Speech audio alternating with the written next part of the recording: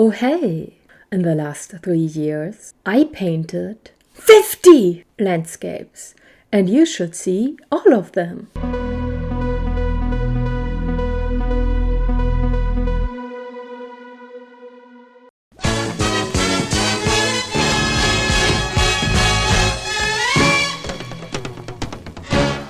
Hello, my name is Sekunde, and in the name of the moon and kindness, let's make some art.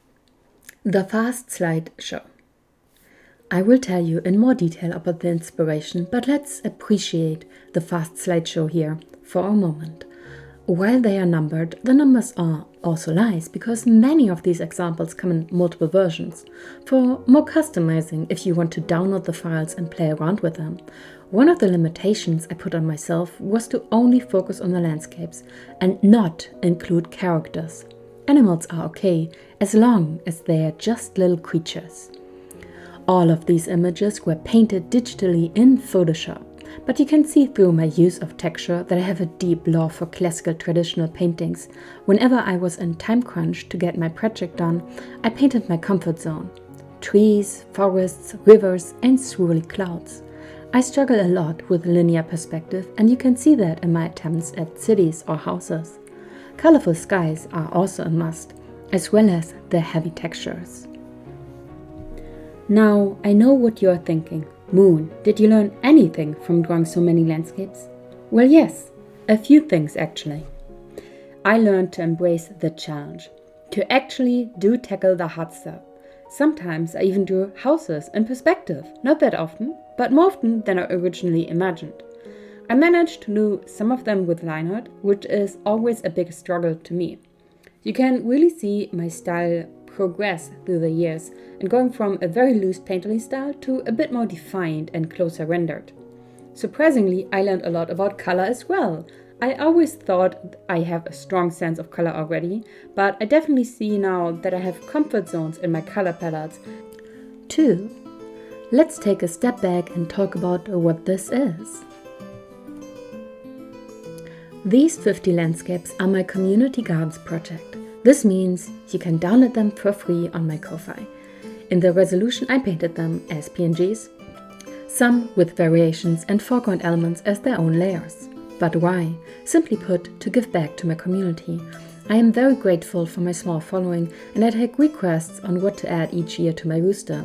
It's also fun to spend October to New Year's painting landscapes and compiling them. It started in 2021, and first I thought it was a one-time thing. It wasn't.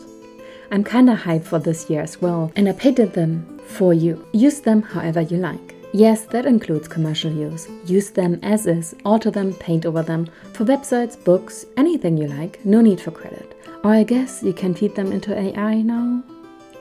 Just don't use them for NFTs, thank you! My main idea here was to make them very painterly, so that you could draw cartoony figures on top and make it look like a Disney movie. The clashing of my style with yours was the original intent. Here are some examples from 2023, because I wanted to give ideas this year on how to use them. Like look, old animated movies had painterly backgrounds with simplistic characters, and I like this style, but of course you can also try to match my style, or just trace it for line art or something. Some of the later pieces come with line art as well, but I suck at it, so feel free to do your own. 3. Inspiration. But I'm not just self-referential with my stuff. A huge inspiration is Caspar David Friedrich, and as you might be able to tell, Van Gogh. But like any artist, my biggest inspiration is actually the way I see and experience the world. Let me show you. I want to show you the art I did before I started this project. This is everything I put in my original inspiration folder, which is also my own art. There are lots and lots of furry illustrations here, because I am a furry artist. Don't let that scare you. I only do my ooh voice when interacting with my peers. The inspiration folder here is a bit out of order, and some pieces I try to include are pretty old, from the very beginning of 2012. Maybe you can tell them apart from my newer stuff? You can really tell I didn't used to draw landscape without characters a lot. At most, I did sketches of trees. Trees are good, actually. There is a redacted video of mine. I will link it. The audio quality is very bad, but it's about how you, if you want to learn to draw a tree, should want to fuck a tree. Link below.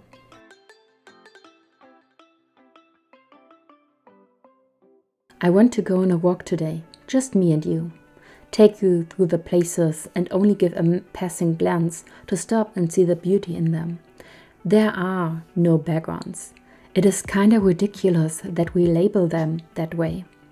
You paint an illustration and the place is just as much part of it as the characters are. Stop treating places like a green screen you can edit together in post. These are places your story takes place in, where the life of your character happens.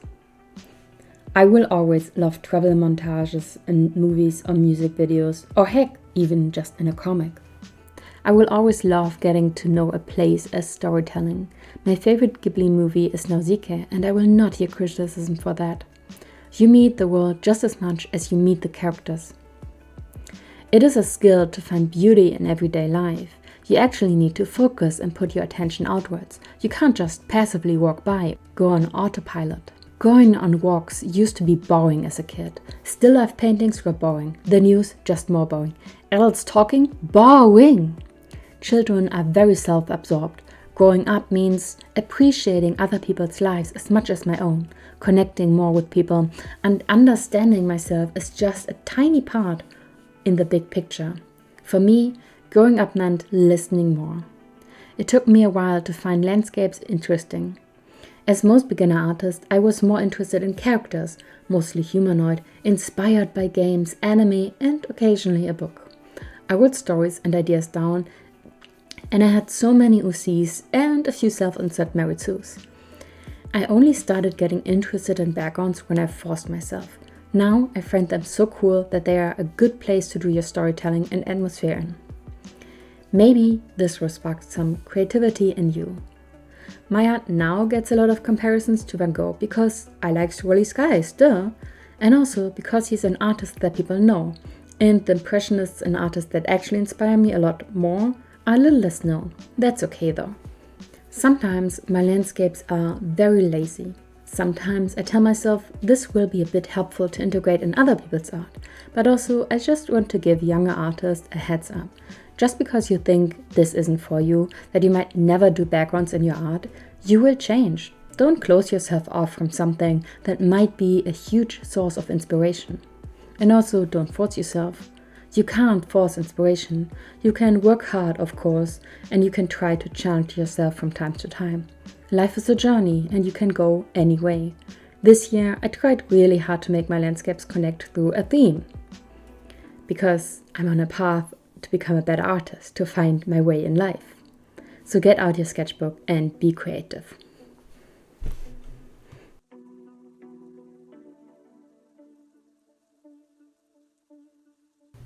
Four, some details. I want to point out some of my personal favorites here to allow a closer look. My first pick has to be the one I use as my desktop background for my computer, the sunflowers number 35. This one I like so much, I even made a parallax animation out of it. There are a few other pieces that are direct studies of photos I took. Number 4 and 5 were from when I took a walk on a snowy day and I loved them so much. Number 18 and 19 are very close studies to some Caspar David Friedrich paintings, because the world still looks like that at places where I live. Like yes, our cities are different, but villages and fields are still the same. As a kid from a small village, these feel nostalgic. The library number 31 nearly drove me to give up this thing. Why did I insist on hand painting all these books? That was insane!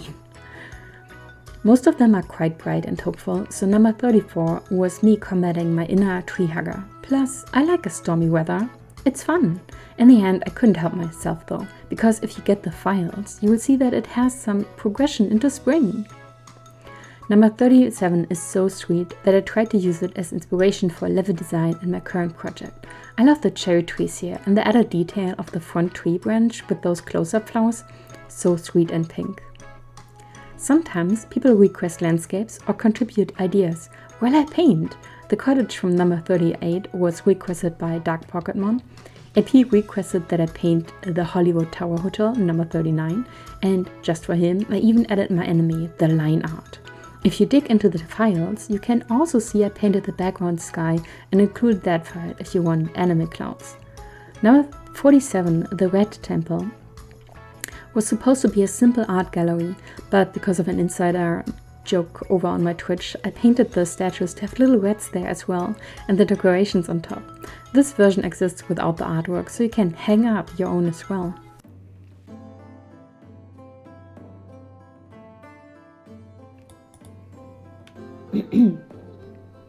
It is too beautiful a day to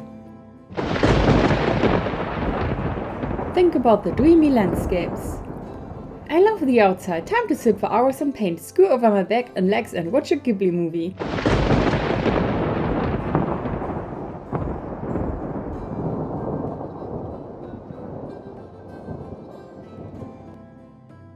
That's it, that's the video. I kinda want to use these end of videos now as a more general live update. So for anyone not here for that, go off, click out now. Don't forget to like or dislike, write a mean comment or even a nice one. And if you stuck around this long, you might as well subscribe. But in any case, thank you for watching. There's this landscape course that I have been eyeing. Link in the description and top comment. It's by Justin Donaldson, but I want to participate. I'm kind of hype about it. So yeah, I might do that. Report back or incorporate new ideas into the next community landscapes. I think that would be kind of fun. As many of you know, I struggle with depression and self-worth, and for the last year I have been downright suicidal, but I'm okay now, regaining some control and not actively harming myself, so progress. This is also why most of my videos are now unlisted. Creating art on the internet is hard, and I want to be more community-driven in the future, share what people share with me, but I will have to think about how to actually do that. Currently I'm working on a very simple game. No promises on how long this will take me, but because of that, I'm doing pixel art a lot. So an upcoming video will be about pixel art, maybe multiple ones. Recently, Skylarks shared some amazing pixel art that he did over the last year with me. And you know, I think it would be cool to showcase it all when it fits the topic of the video. So if you do pixel art or just want to talk, hit me up. Okay, thanks, bye!